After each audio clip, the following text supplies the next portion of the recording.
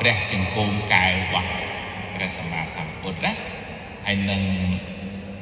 ព្រះកេសធាតុរបស់ព្រះអង្គផងអញ្ចឹងញាតិញោមទាំងអស់គ្នា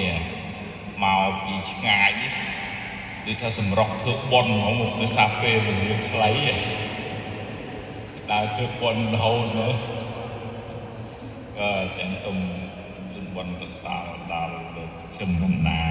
បង្ហោះក្នុង Facebook ទៅដូចមានសភាបូជាព្រះអង្គដោយអានុភាពនៃបុណ្យនេះសូមឲ្យញោមព្រមទាំងកូនចៅក្រុមគ្រួសារបងប្អូនពុកអ្នកម្ដាយញាតិមិត្តទាំងអស់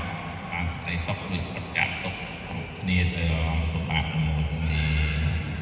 ទូពរនឹងបានទៅទិញបុណ្យឲ្យញាតិទៀនតែទាយុទាយិកាបទើឲ្យហើយអពេលលោកនេះរមែងសម្រេចផលដល់អ្នកដែលចែកឋានទៅកាន់បរលោកហើយដោយឆ្លោះឯងឯជាតាំងបើសម័យចិត្តសូមអត្តផលគឺផលជាទីក៏ចឹងដែល